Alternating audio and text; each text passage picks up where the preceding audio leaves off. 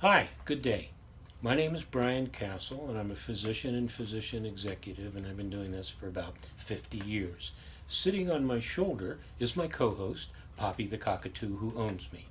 Between the two of us, we are going to attempt to discuss Healthcare 2020 and what it means to you, the patient, moving forward. I'm going to move out of the way, and we're going to focus now on the slides as I talk about what we're going to talk about today in this vlog. And as you can see, it's Healthcare 2020, the future of healthcare, because we have an earthquake and how the ever-shifting healthcare model victimizes Americans. But before I begin, I probably should tell you a little bit about myself so that you can decide if you're going to trust me, I'm a doctor. By that, I'm going to talk to you about my CV or curriculum vitae. But by way of introduction, I'd like to talk about Tom Mix and Wyatt Earp. Now, why a picture of Tom Mix and Wyatt Earp if we're talking about healthcare in 2020? Well, it's very simple. Listen to the story, because this will help us keep things in perspective. Tom Mix was a silent cowboy star of the 1920s, and he got it into his mind to have Wyatt Earp come sit on the set while he filmed and directed the life and times of the old marshal. So he invited Wyatt, sat him down in a director's chair, and promptly went to do the scene where he shot 3 bad guys and rescued 4 maidens in distress without losing his hat or mussing up his hair. After it was all over, he very excitedly went to Wyatt and said, "Well, Wyatt, is that the way it was?" Well, Wyatt sort of sat back in the chair a little bit, and he said, "Yep, that's the way it was, all right, give or take a lie or two." Now remember, we're keeping my CV in perspective. So let me tell you a little bit about myself, give or take a lie or two. I'm currently the medical director for AVAR Consulting in the BFCC NCORC. Boy, is that a mouthful. Basically, it's a Medicare quality oversight project for which I've come out of retirement after flunking retirement now for probably about the 6th time. I also have my own healthcare consulting company. Previously, I worked at TriWest Healthcare Alliance, which is a TRICARE contractor. That's for our military and their dependents. Before that, I was an assistant vice president for PCS, which is a pharmacy benefit management company, and in charge of quality and utilization. Prior to that, I was the United Healthcare medical director for Southern California. Prior to that, chief of staff for Cigna staff model. And what brought me into the world in the first place of medicine was my 21 years as chief of pediatrics and commanding in the United States Army. So that's my resume, and like I said, I keep flunking retirement. Now, what are we going to talk about? Let me just tell you this. When I was retiring for about the 2nd or 3rd time back in 2016, a congressman, whose name and state will remain hidden, from Idaho, flushed with victory after the House of Representatives had passed the health care reform bill in 2016, went before his local town hall. Now, much to his surprise, one of his constituents confronted him with the comment, "You have just voted to take away my health care." His reply, "No one wants you to lose your health care. Besides, no one ever died from lack of health care coverage." Au contraire.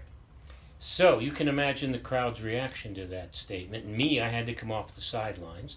And after researching the subject, I now make it my current focus to talk about healthcare.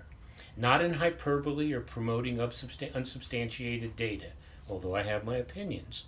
My approach to Healthcare 2020 has been to research the facts using the logic of evidence-based medicine. I will present these facts based on the research.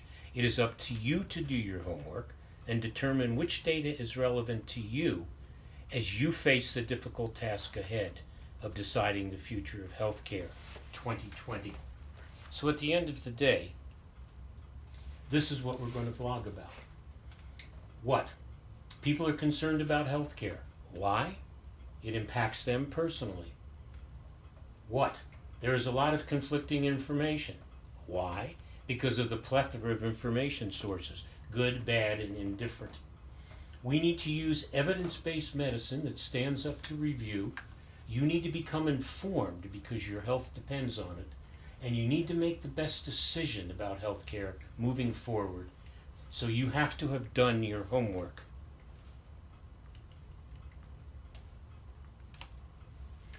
So let's talk about the current model. And I like to call the current model the for-profit healthcare insurance model. And we're going to talk about three parties. It's a three-party system. There's the first party, and that's the provider who provides the services. And that could mean doctor. It could mean hospital. It could be pharmacist. It could be x-ray. It could be laboratory. And they each have a list of charges for different services.